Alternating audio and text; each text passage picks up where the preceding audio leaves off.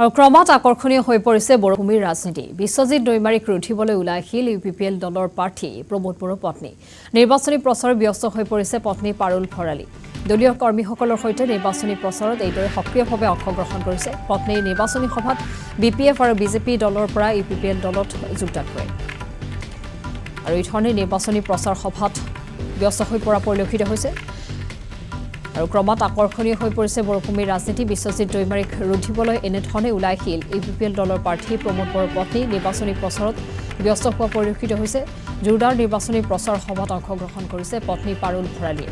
দলীয় কৰ্মীসকলৰ সৈতে নিৰ্বাচনী প্ৰচাৰ সভাত সক্ৰিয়ভাৱে অংশগ্ৰহণ কৰি কেইবাটাও মন্তব্য আগবঢ়ায়। আৰু লগতে BPF আৰু BJP দলৰ পৰা UPPL দলত যোগদান কৰে কেইবাগৰাকীও কৰ্মী।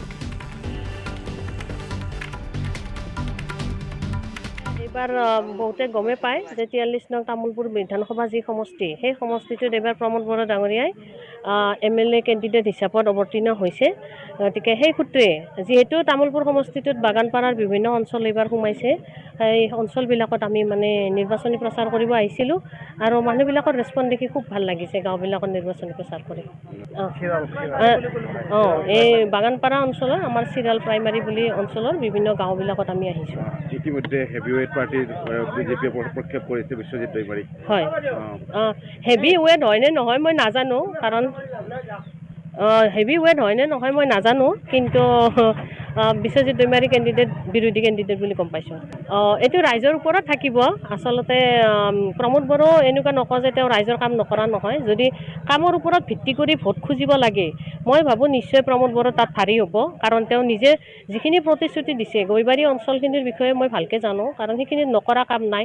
মেডিকেল কলেজ বনাইছে, তেওঁ ডিষ্ট্ৰিক্ট আনাত তেওঁৰ অৰিহণা আছে।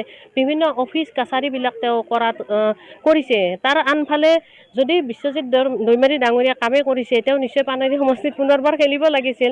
বা তেওঁৰ জন্মস্থান যি, তাতেও এটা সমষ্টি আছে গড়েশ্বৰ বুলি, তেওঁ সেইবিলাক সমষ্টিত নেখেলি তেওঁ হয়তো ছেফ ছাইড বিচাৰি বা নহ'লে নিশ্চয় কিবা এটা হেৰিত আহি পেলাই তামোলপুৰত আহিছে, সেইটো নাজানো। সেই ক'ব বিচাৰিছিলোঁ মই যে তেওঁ গড়েশ্বৰৰ জন্মস্থান হিচাপত, গড়েশ্বৰ সমষ্টিৰ জন্মস্থান হিচাপত তেওঁ আচলতে গড়েশ্বৰত খেলিব লাগিছিল। কিন্তু তামোলপুৰত প্ৰমোদ বড়ো তামোলপুৰৰ সন্তান, গতিকে তেওঁতো তাত নিশ্চয় খেলিব, আদৰি ল'বই ৰাইজে।